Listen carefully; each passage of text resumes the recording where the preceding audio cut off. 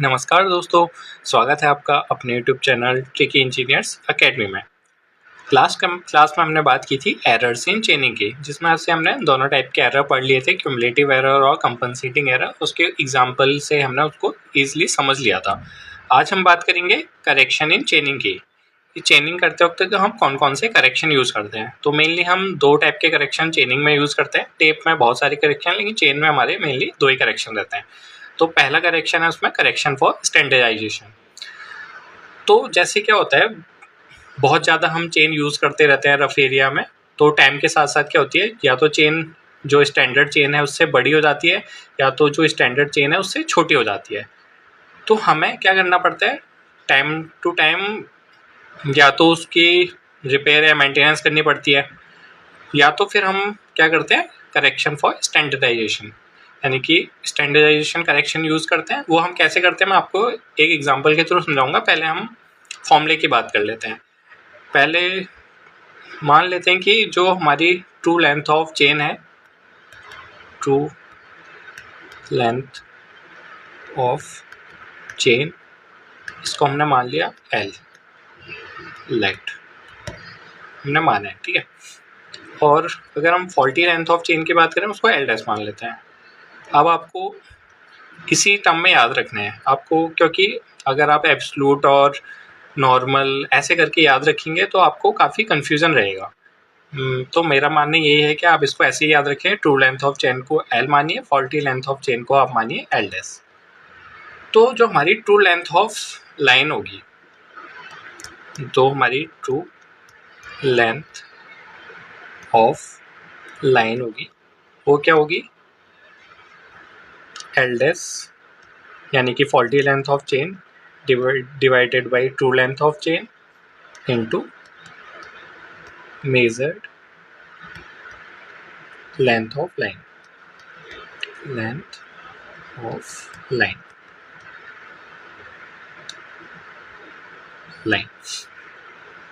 मतलब आपको कुछ नहीं करना है इसमें, याद कुछ नहीं करना है। जो ट्रू लेंथ ऑफ लाइन है, इसके साथ जो हमारी L होगी, यानी कि ट्रू लेंथ ऑफ चेन होगी, यानी कि true length of line into true length of chain equal to measured length of line into faulty length of chain. तो आप इसको ईजिली तरीके से याद रख सकते हैं। अगर आप एब्सोल्यूट और नॉमिनल टर्म में जाएंगे तो आपको काफ़ी कन्फ्यूज़न रहेगा। तो मेरा मानना है आप ऐसे ही करके याद रखिए। तो इसको हम एक एग्जांपल के थ्रू समझते हैं। चलिए कलर चेंज कर लेते हैं इसका, फिर हम मेरी एग्जांपल, चलो येलो से लिखते हैं आज। मान लेते हैं कि जो हम चेन यूज़ कर रहे हैं वो 20 मीटर की चेन है, 20 मीटर की चेन है, लेकिन जब हम यूज़ करते करते वो क्या हो गया, हमारी 10 सेंटीमीटर लॉन्ग हो गई है। यानी कि जो हमारी फॉल्टी लेंथ ऑफ चेन कितनी हो जाएगी, यानी कि जिसको हमने L डैश से माना है यहाँ पे, फॉल्टी लेंथ ऑफ चेन ये कितनी हो गई हमारी, 20.10 मीटर, 10 मीटर। और L यानी कि ट्रू लेंथ ऑफ चेन कितनी है, 20 मीटर है। अगर हम जो हमारी जो 10 सेंटीमीटर लंबी जो चेन हमने यूज़ करी है, इससे हम मेज़र करते हैं, तो हमारी चेन की जो हमारी मेज़र डिस्टेंस आती है वो आती है हमारी 250 मीटर या 200 मीटर मान लेते हैं, ताकि हमारा कैलकुलेशन ईजी हो जाए। तो यहाँ पे लिख सकते हैं measured length of line equal to 200 meter. ये क्वेश्चन में दे रखा है आपको, ठीक है। आपको 20 मीटर की चेन भी दे रखी है, 10 सेंटीमीटर लॉन्ग भी दे रखा है कि 10 सेंटीमीटर लॉन्ग हो चुकी है, और मेजर लेंथ हमारी लाइन की है वो 200 मीटर हमने मान लिया। मानी नहीं है, ये क्वेश्चन में ही दी हुई है। अब आपको क्या निकालनी है, ट्रू लेंथ ऑफ लाइन निकालनी है, यानी कि ट्रू लेंथ ऑफ लाइन, यानी कि हमारी ट्रू लेंथ ऑफ लाइन कितनी होगी।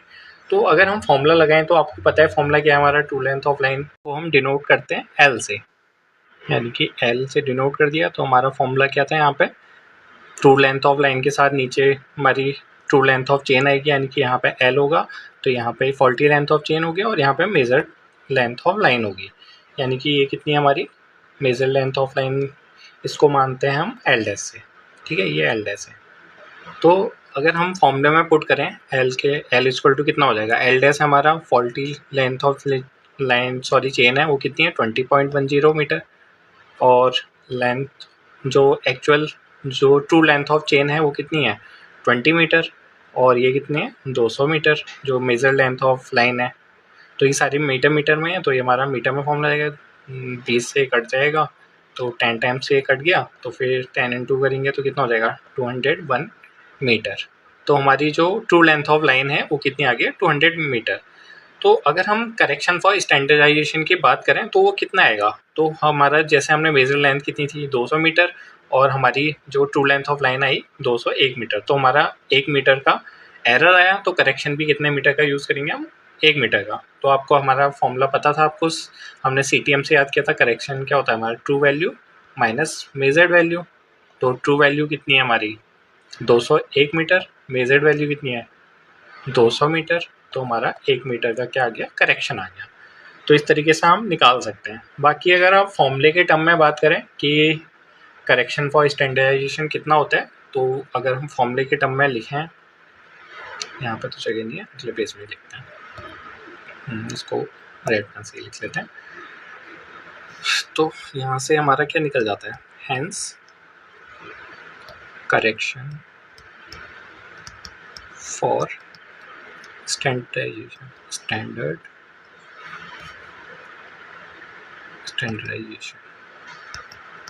तो ये कितना हो जाएगा हमारा, ये हमारा इसको हम डिनोट करते हैं CA से। S से बहुत सारे टर्म आ जाते हैं जैसे स्लोप वगैरह, तो हम इसको CA से दिखाते हैं। तो अगर हम बात करें तो ये कितना होता है true length minus major length. तो ट्रू लेंथ कितनी थी हमारी L थी, मेजर लेंथ कितनी होगी हमारी L डैश। तो अगर हम बात करें, अगर हम L की वैल्यू पुट करें तो हमारा ट्रू लेंथ ऑफ जो लाइन थी वो कितनी आ रही थी, वो था हमारा formula L dash capital L dash into small faulty length of chain वाला small L dash divided by L minus ये कितना हो जाएगा L डैश हो जाएगा, ठीक है। और अगर हम L डैश कॉमन ले लें तो L डैश हमने कॉमन ले लिया, तो ये कितना हो जाएगा L dash divided by L minus 1। और यहाँ पे भी अगर इसको हम सिंप्लीफाई कर लें तो कितना हो जाएगा, ये L डैश हो गया और ये कितना हो गया L dash minus L divided by L। तो यही क्या है हमारा करेक्शन फॉर स्टैंडर्डाइजेशन का फॉर्मूला है, जिसको हम किससे डिनोट करते हैं CA से। तो इसको आपको याद रखना है। याद क्या रखना है, वैसे उस फॉर्मूले से भी निकाल सकते हैं, बट अगर आप इस फॉर्मूले में अगर उस वैल्यू को पुट करके देखेंगे तो हमारा कितना आएगा, चलो एक बार करके देख लेते हैं। तो हमारी L डैश की वैल्यू कितनी थी वहाँ पे, कलर चेंज कर लेते हैं। तो L डैश की वैल्यू वहाँ पे थी हमारी 200 मीटर, ठीक है। और जो हमारी फॉल्टी लेंथ ऑफ चेन थी वो कितनी थी 20.1 मीटर। एक्चुअल जो ट्रू लेंथ ऑफ चेन थी वो 20 मीटर डिवाइडेड बाई 20 मीटर। तो यहाँ से ये कट गया 10 टाइम्स, और ये कितना आ गया 0.1, ये कितना हो गया 0.1 इंटू 10, ये सब मीटर में, यानी कि कितना हो गया 1 मीटर। 1 मीटर का हमने करेक्शन यूज़ किया, तो हमारे वहाँ पे भी 1 मीटर आ रहा था, यहाँ पे भी 1 मीटर। तो आप देख पा रहे हैं कि हमारा वही फॉर्मूला है। अब बात करते हैं हम अपने, बाकी आप समझ गए होंगे। अगर आप लेंथ का फॉर्मूला मैंने आपको शायद एरिया के टर्म्स में और वॉल्यूम के टर्म्स में पहले पढ़ा चुका हूँ, लेकिन चलो एक बार यहाँ पे भी लिख लेते हैं ताकि आप, मेरे को कंफर्म तो नहीं है मैंने बताया था नहीं बताया था, मेरे ख्याल से मैंने बताया था। तो अगर हम बात करें ट्रू एरिया का कितना हो जाएगा, हमारा ट्रू एरिया क्या हो जाएगा, इसमें क्या हो जाएगा जो हमारा faulty length of chain divided by true length of chain का होल स्क्वायर कर देना है, क्योंकि एरिया की बात कर रहे हैं तो होल स्क्वायर। और यहाँ पे क्या हो जाएगा हमारा, वहाँ पे मेजर्ड लेंथ थी तो यहाँ पे मेजर्ड एरिया होगा।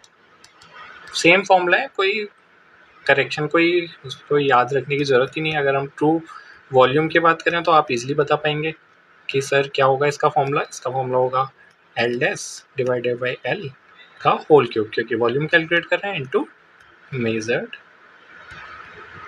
वॉल्यूम। तो आपको याद रखने की ज़रूरत ही नहीं है।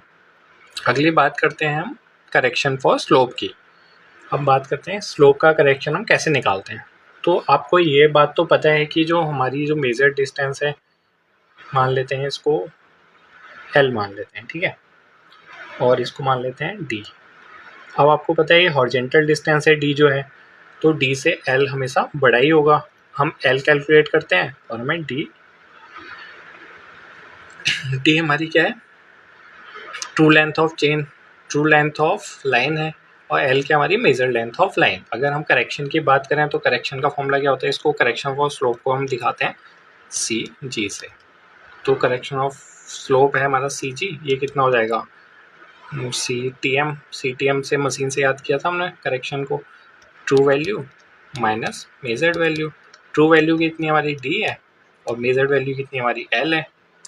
अगर हम बात करें पहले हम बात करते हैं कि थीटा, अगर हमें मेजर्ड थीटा हमें पता है, हमने थीटा निकाल दिया है क्लिनोमीटर से, हमने थीटा कैलकुलेट कर लिया है, तो हमारा जो थीटा कैलकुलेट हो गया तो डी की वैल्यू क्या हो जाएगी हमारी एल कॉस थीटा हो जाएगी, क्योंकि कॉस थीटा क्या होता है हमारा आधार बटे घन यानी कि बेस अपॉन हाइपोटेनियस, तो base D divided by L equal to cos theta, तो D equal to L cos theta.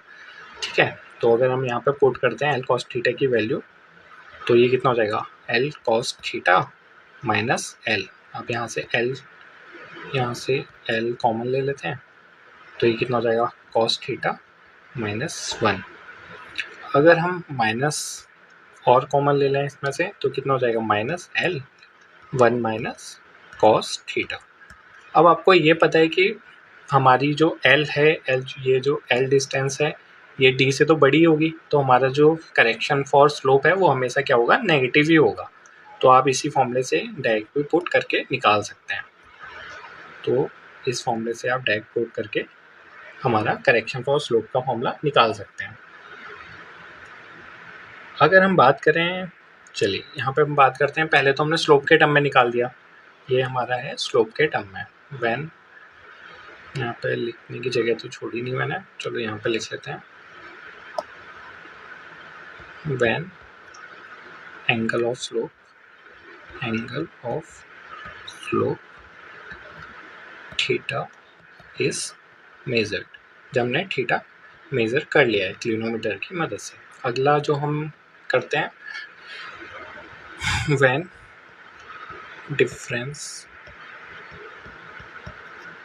Of elevation, हमने यहाँ पे क्या थीटा कैलकुलेट नहीं किया, यहाँ पे हमने डिफरेंस ऑफ एलिवेशन जो एच है वो मेजर्ड किया है, एच मेजर्ड।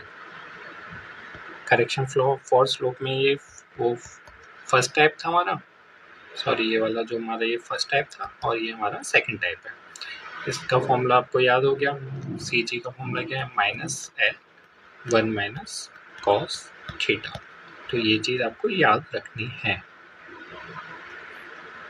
अगली बात करते हैं कि जब हमें एलिवेशन मिल चुका है यानी कि एच मिल चुका है, ये हमारा क्या है डी है, ये हमारा है एल, ये वाली डिस्टेंस जो है वो एल है, ये वाली डिस्टेंस डी है, और एच हमने जो एलिवेशन के बीच का जो दो डिफरेंस है यानी कि इस पॉइंट का और इस पॉइंट के बीच का जो डिफरेंस है यानी कि ये वाला डिस्टेंस, जो ये वाली डिस्टेंस है वो कितनी है एच हमने कैलकुलेट कर लिया है। किसकी मदद से, लेवलिंग की मदद से। वो हम आगे पढ़ेंगे कि लेवलिंग की मदद से हम एलिवेशन कैसे कैलकुलेट करते हैं। तो हमारा सी जी का फॉर्मूला क्या हो जाएगा, सी जी का फॉर्मूला हो जाएगा हमारा वो तो वही रहेगा डी माइनस एल ही रहेगा। लेकिन यहाँ पे डी क्या होगा, अगर हम डी की बात करें तो पाइथागोरस थ्योरम से हमारा डी क्या हो जाएगा, ये हो जाएगा हमारा L square minus H square, root के अंदर कोई दिक्कत ही नहीं है इसमें। तो हमारा यहाँ पे लिख लेते हैं, सॉरी ये हो गया हमारा रूट के अंदर L square minus H square minus L. यहाँ तक किसी को कोई दिक्कत नहीं होगी। लेकिन अब क्या करेंगे, हम इसको सिंप्लीफाई करेंगे थोड़ा। अब हम क्या करते हैं, यहाँ से एल कॉमन ले लेते हैं, तो हमारा जो यहाँ से, चलो यहीं पे देख लेते हैं, अगर हम एल कॉमन ले लें, एक काम करिए आप इसको थोड़ा और सिंप्लीफाई करके लिख लेते हैं ताकि आपको बिल्कुल भी कन्फ्यूज़न ना रहे। एट द लास्ट आपने क्या करना है, फॉर्मूला याद करना है, लेकिन मैं आपको पूरा प्रोसेस बताना चाहता हूँ क्योंकि इससे एक सवाल पूछा जाता है, वो सवाल कहाँ से आता है ये चीज़ आपको पता होनी चाहिए। तो हम क्या करेंगे, एल स्क्वायर से मल्टीप्लाई भी कर देंगे और एल स्क्वायर से डिवाइड भी कर देंगे। तो हमने यहाँ पे क्या करा, एल स्क्वायर से मल्टीप्लाई भी कर दिया और एल स्क्वायर से डिवाइड भी कर दिया। तो ये एल स्क्वायर हो गया माइनस ये H square by L square, ये कितना है माइनस एल, ये इतना ही किस में है, अंडर रूट के अंदर है। तो यहाँ से हम एल पूरा कॉमन ले सकते हैं, एल कॉमन ले लिया हमने बाहर पूरे के अंदर, तो ये कितना हो जाएगा, ये तो एल स्क्वायर से एल स्क्वायर कैंसिल हो गया, 1 हो गया, 1 minus H square by L square बचा, और ये तो हमारा कितना बचा, 1 बचा। तो हमने क्या करा है, पूरे से एल कॉमन लिया, यानी कि यहाँ से भी एल कॉमन लिया, यहाँ से भी एल कॉमन, ये एल स्क्वायर था, ये रूट के अंदर था, तो ये एल बाहर आ गया। ठीक है, कोई कन्फ्यूजन नहीं। अब क्या करना है आपको, बाइनोमियल एक्सपेंशन करना है, किसका, इसका 1 minus H square by L square का हाफ का। तो आपको फॉर्मूला पता होगा, अगर फॉर्मूला नहीं पता है तो मैं आपको लिख के दिखा देता हूँ, बाकी ऐसा कुछ है नहीं इसमें। यहीं पे कहाँ पे लिखें, यहाँ पे, चलो अलग पेन से यहाँ पे लिख लेते हैं। तो जो हमारा 1 माइनस एक्स की पावर एन का जो बाइनोमियल एक्सपेंशन करते हैं वो कितना होता है, 1 minus N X plus N into N minus 1 divided by 2 factorial, और यहाँ पे क्या हो जाता है, एक्स स्क्वायर हो जाता है। फिर आगे क्या होता है, N into N minus 1 into N minus 2 divided by 3 factorial into X cube. तो पहला प्लस माइनस ऐसे करके चलता है। तो आपको याद होगा, आपने बचपन में पढ़ा होगा, ये 12th में या 11th 12th में होता था, तो तब आपने पढ़ा होगा। तो इसी फॉर्मूले से हम क्या करेंगे, बाइनोमियल एक्सपेंशन करेंगे। यहाँ पे की पावर हाफ है, ठीक है। तो यहाँ से तो एल का तो एल कॉमन ही रहेगा। अब हम यहाँ पे कितना हो जाएगा, ये 1 माइनस एन एक्स, एन कितना है हमारा, एन है हमारा की पावर हाफ है, ठीक है। अंडर रूट को की पावर हाफ लिख सकते हैं, तो हमारा एन कितना हो जाएगा, हाफ, ठीक है। तो अगर हम इसको यहाँ से अंडर रूट, आपको कन्फ्यूजन ना रहे, इसको अंडर रूट को हटा के हम की पावर हाफ भी लिख सकते हैं। अब आपको कोई कन्फ्यूजन नहीं रहेगा, ठीक है। हाफ हो गया, और इंटू एक्स, एक्स कितना है हमारा, H square by L square, ठीक है। यहाँ तक भी कोई दिक्कत नहीं होगी। फिर क्या होगा हमारा, plus N into N minus 1 यानी कि हाफ इंटू हाफ माइनस 1 यानी कि minus half divided by 2 factorial यानी कि 2 इंटू 1 यानी कि 2 ही हो गया, और एक्स स्क्वायर कितना हो जाएगा हमारा, एच की पावर 4 डिवाइडेड बाई एल की पावर 4। तो अगर हम इसको सिंप्लीफाई कर लें, और यहाँ पे कितना है हमारा, माइनस एल भी है, ठीक है, सॉरी -1 है, एल तो हमने कॉमन ले लिया ना वहाँ पे, ये हमारा -1, इसको -1। तो यहाँ तक कोई कन्फ्यूजन नहीं होगा आपको।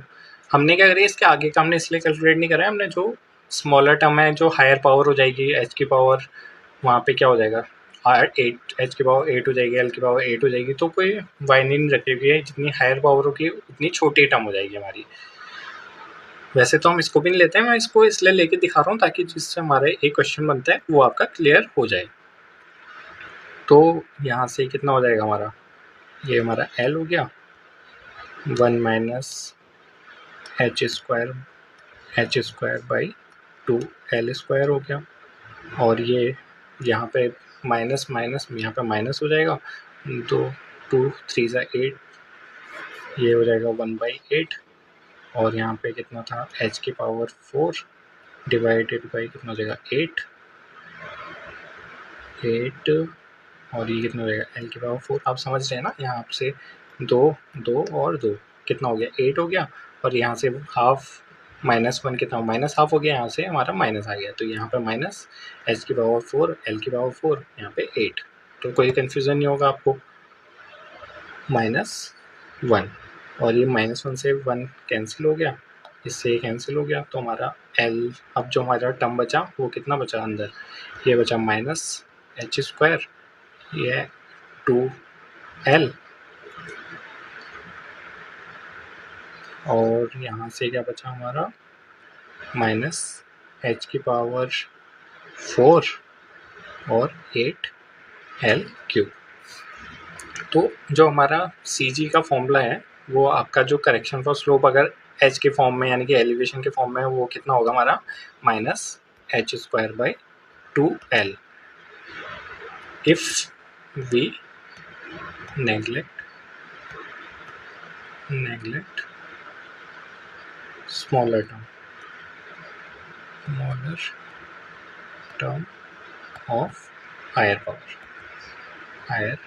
पावर, यानी कि हमने इस वाली जो टर्म थी इसको हमने नेग्लेक्ट कर लिया। ठीक है, आगे वाली टर्म को भी नेग्लेक्ट कर लिया। अगर हम इस टर्म को नेग्लेक्ट ना करें, यही क्वेश्चन आपसे बहुत बार पूछा जाता है, जो मैं आपको लिख के दिखा रहा हूँ। If higher power is not neglected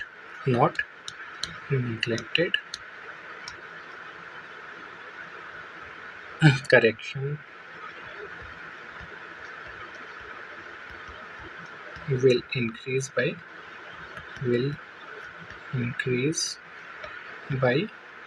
कितने से इंक्रीज करेगा, इसको हम अलग पेन से लिख लेते हैं। वो करेगा हमारा ये कितना था, h⁴ डिवाइडेड बाई 8L³। ये आपसे काफ़ी बार एग्जाम्स में पूछा जाता है कि अगर हम हायर पावर को नेगलेक्ट ना करें तो हमारे कितने से इंक्रीज़ करेगा जो करेक्शन, वो करेगा इतने से इंक्रीज़। वो कहाँ से आया, वो आया हमारा यहाँ से। ठीक है, तो इसलिए मैंने आपको पूरा थ्योरम क्यों क्या है, मतलब इसको कैसे आता है, वो मैंने आपको बताया। अब आपको याद क्या क्या रखना है, आपको पहली चीज़ एक चीज़ ये याद रखनी है, जो करेक्शन फॉर स्लोप है वो कितना होता है, -h²/2l। करेक्शन फॉर स्लोप भी क्या होगा, माइनस में होगा, क्योंकि हमारी CTM होता है, correction true value minus measured value, और ट्रू वैल्यू हमारी हमेशा क्या होगी, छोटी होगी मेजर वैल्यू, सॉरी यहाँ से ट्रू वैल्यू हमारी क्या होगी, छोटी होगी मेजर वैल्यू से, तो हमारा करेक्शन फॉर स्लोप भी आएगा नेगेटिव। एक चीज़ आपको ये याद रखनी है, दूसरी चीज़ आपको ये याद रखनी है। और अगर हमने h के टर्म में बात की, और अगर हम थीटा के टर्म में बात करेंगे, तो आपको ये वाला फॉर्मूला याद रखना है। और आप ये जो करेक्शन फॉर स्टैंडर्डाइजेशन है, एक आपको ये याद रखना है। बस आज की क्लास में इतना ही। नेक्स्ट क्लास में बात करेंगे करेक्शन फॉर टेप के बारे में। तो धन्यवाद दोस्तों। अगर आपको हमारे लेक्चर पसंद आते हैं तो हमारे चैनल को सब्सक्राइब कीजिए और ज़्यादा से ज़्यादा अपने दोस्तों में भी शेयर कीजिए।